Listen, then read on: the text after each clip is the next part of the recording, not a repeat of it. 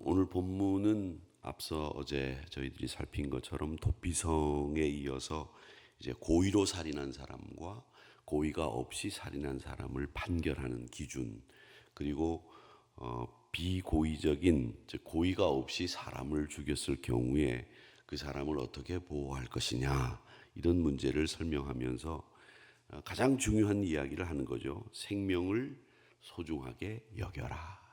그리고 그 생명을 소중하게 여기는 공동체가 되어야 한다라는 권고의 말씀을 기록해 두고 있습니다. 이걸 보면 이 땅은 피로 인해 더럽혀지니 땅을 더럽히지 말라라는 말씀을 하는 것은 뭐 피 때문에 땅이 더러워져서 깨끗하게 땅을 닦아야 된다는 말씀이 아니라, 하나님께서는 얼마나 생명을 소중하게 생각하고 계시느냐, 이걸 다시 확인시켜주고 있는 내용입니다. 그러면서 오늘 22절에서부터 29절 말씀까지는 의도하지 않은 살인을 한 사람들, 이 사람들의 사례를 언급하면서 우발적으로, 즉 사람을 죽일 만한 도구나 뜻을 가지고 있지 않는데 우연찮게도 사람이 죽었을 경우에 도피성 제도를 마련해서 그 도피성에서 그 사람을 머물게 해야 된다.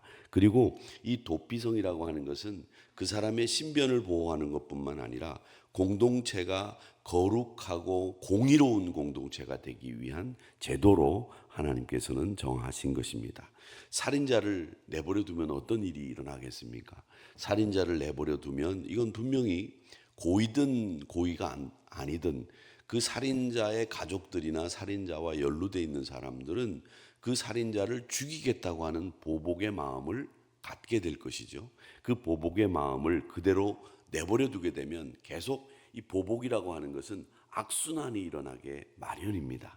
그래서 공동체 전체가 복수의 악순환에 빠질 가능성을 배제하고 건강한 성결한 공동체가 되기 위해서는 고의적이지 않은 살인일 경우에는 도피성을 두어 그 사람의 생명을 보존케 해라, 이렇게 이야기를 하시고, 또 그 살인자가 도피성에 머무는 동안에 대제사장이 죽게 되면 도피성 안에서 나올 수 있게 된다라는 이야기를 하시고 있습니다.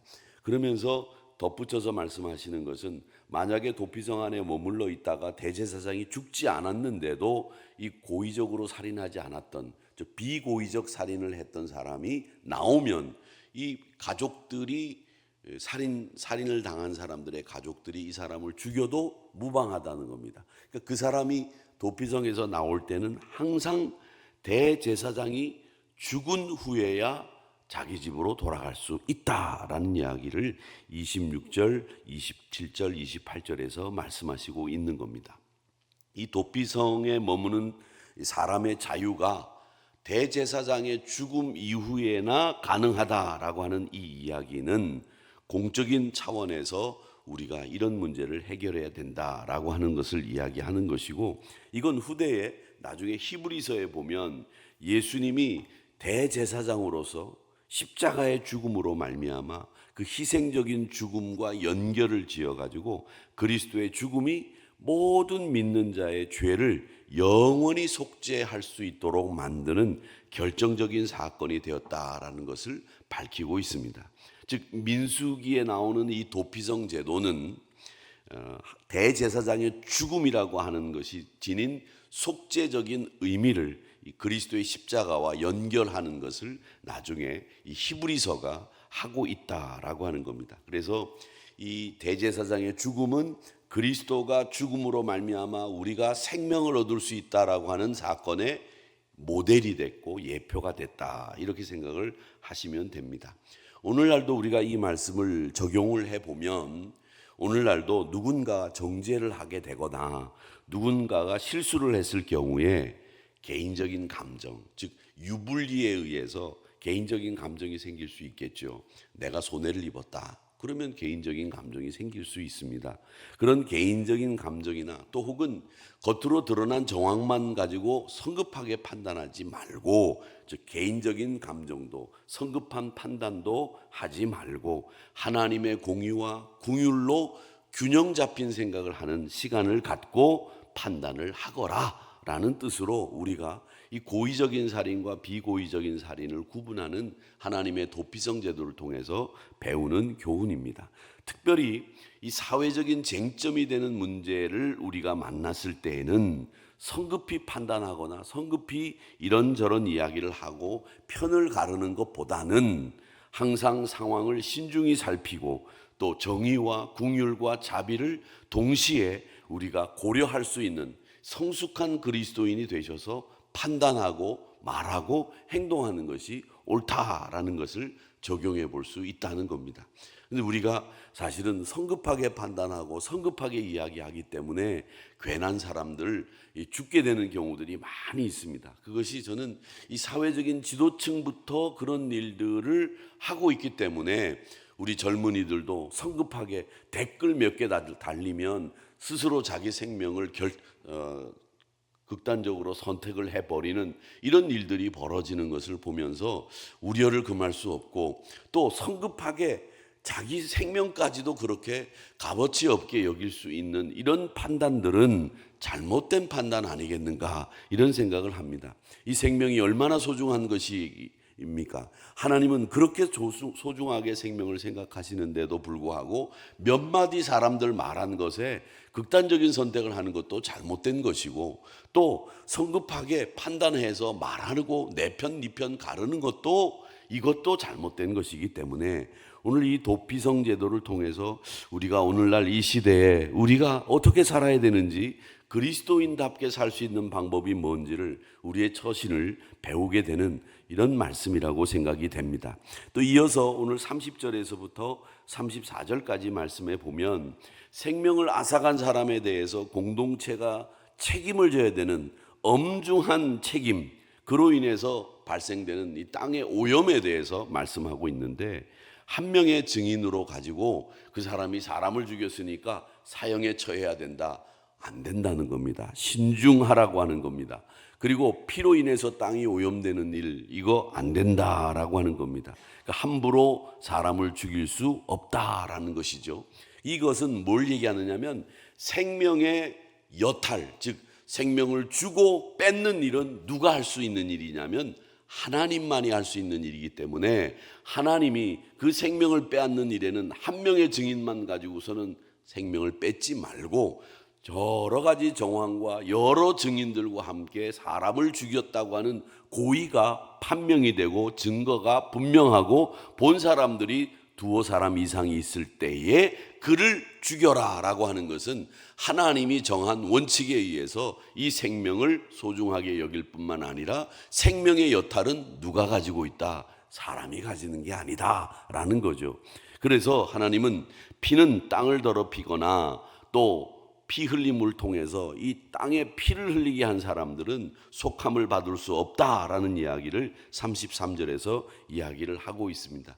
그러니까 여러분, 생명을 소중하게 여기는 이 하나님의 속성을 우리는 분명히 아셔야 됩니다. 간혹 이제 그런 동물에 관련된 프로그램들이 나옵니다. 동물에 관련된 프로그램들이 나오는데 어떤 분들이 그런 얘기를 하더라고요. 요만한 고양이가 그냥 어디에 들어가서 못 나오고 있는 것을 119 구조대가 가가지고 그냥 온 동네 사람들이 그 고양이 한 마리를 건져내기 위해서 애를 쓰는 모습을 보면서, 아이 저까지 고양이 한 마리 죽으면 어때? 온 동네 사람들하고 119 구급대원들하고 나와서 저 세금이 얼마나 들어가는 거야? 이렇게 돈으로 환산을 해서 이야기하는 분들을 제가 들은 적이 있습니다. 이제 그런 이야기를 들을 때마다 이 생명이라고 하는 것은 고양이 한 마리가 됐든 개 한 마리가 됐든 그 생명은 우리가 돈으로 살 수 있는 게 아니지 않습니까? 그 생명을 살려내야 된다라고 하는 그 모든 사람들의 노력을 보고 하찮게 여기고 돈으로 환산하고 그것을 쓸모없는 일로 여기는 이런 사태나 이런 시류는 우리 그리스도인들이 과감히 배격해야 된다고 저는 생각합니다. 믿음의 사람들은 특별히 어떤 것이라도 이 생명은 상당히 소중한 것이다 라고 하는 것을, 이 말씀을 우리 하나님은 하셨고, 땅이 이 피로 더럽혀진다라는 말은, 땅에 피를 흘리지 말라는 말은 생명을 소중하게 여기라고 하는 말씀이지 이 땅을 깨끗하게 유지하라는 말씀이 아니라고 하는 것은 여러분이나 저나 금방 알 수 있는 말입니다. 요즘 폭력과 살인을 포함한 각종 범죄에 아주 우리가 무감각해지기 쉽습니다. 예전에는 저희가 어릴 때 월남전이 이제 막 끝났을 때 굉장히 충격적인 사건이 하나, 이제 사진이 하나 나왔었죠. 그 사진이 이제 어떤 사진이었냐면 이 월남, 그러니까 베트남군 장교가 베트공이라고 여겨지는 자기네 민족인데, 같은 민족인데, 이 월남 장교가 북군, 그러니까 월맹이었다고 그랬죠. 그때는 월맹 그 베트공을 잡아가지고 그 앞에서 권총을 꺼내가지고 이 사살하기 직전에 사진을 찍은 것이 그때 퓰리처상을 받고 그냥 난리가 났던, 기사상을 받았던 사진이 됐습니다만은 지금도 역사 속에 유명한 사진 속에 그 사진이 남아 있습니다. 월남군 장교가 총을 딱 들이대고 있으면 이 베트공이 머리가 이렇게 바람에 휘날리고 있는데 이 얼굴 모양이 약간 이렇게 삐딱하게 생겼어요. 기형적으로 생겼는데 그 사람을 거기서 그냥 즉결 처형하는 거예요.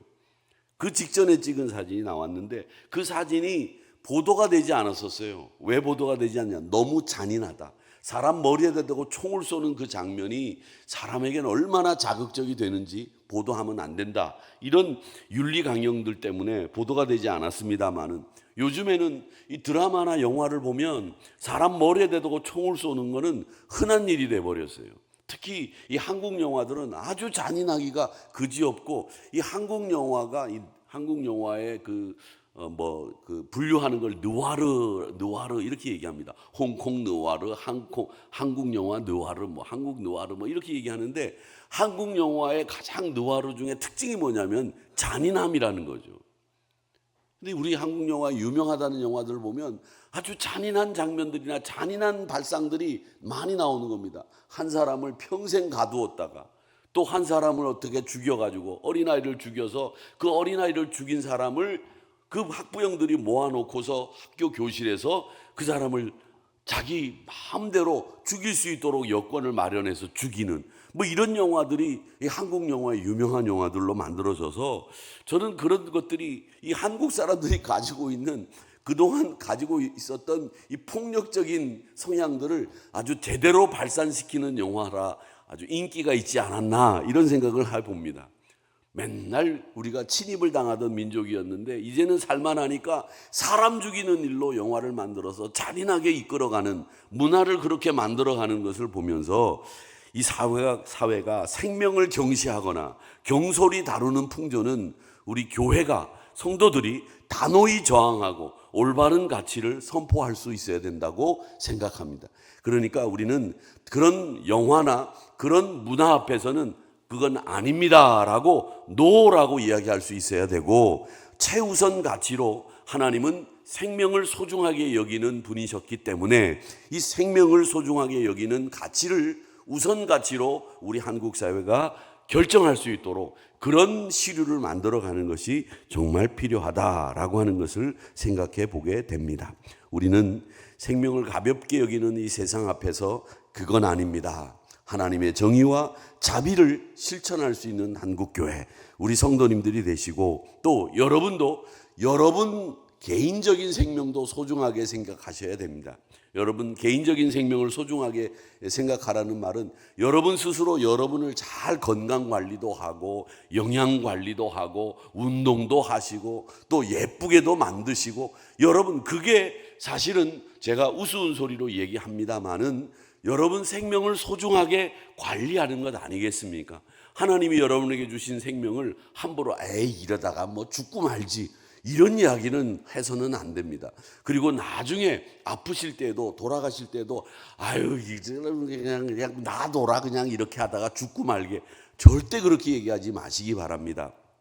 이렇게 얘기하지 마시고 하나님이 주신 생명을 소중하고 건강하게 유지하다가 하나님 나라 가야 하나님이 내가 너한테 생명을 줬는데 너는 어떻게 관리하다 왔느냐라고 물어보실 거 아니에요. 그러면 그 생명을 제가 참 잘 관리하고 제 몸 하나 관리를 잘했습니다. 물론 흙으로 돌아갈 것이지만 하나님이 주신 것이기 때문에 잘 관리하다가 가는 것이 마땅하지요. 안 그렇습니까? 그런데 그걸 관리하지 않고 함부로 굴리다가 가면 안 되겠다 이런 생각을 합니다. 왜 그러냐면 저도 그런 생각을 한 것이 주일날 충격적인 얘기를 들었어요. 어떤 권사님이 저희 집사람한테 목사님 살 좀 빼야 되겠어요 이러고 가셨대요.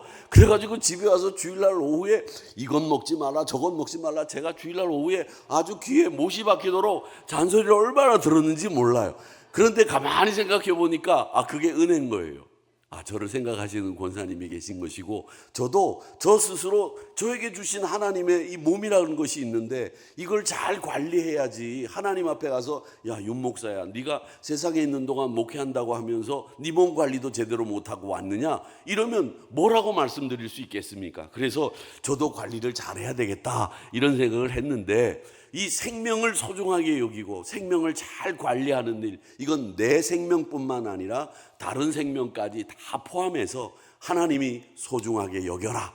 그리고 소중하게 여기지 않는 가치에 대해서는 노라고 이야기해라 라고 하는 이 도피성 제도의 말씀을 기억하시면서 여러분의 생명을, 또 우리 모두의 생명을 소중하게 여기는 우리 한국교회와 한누리교회와 우리 한누리 성도님들이 되시기를 주님의 이름으로 축복합니다.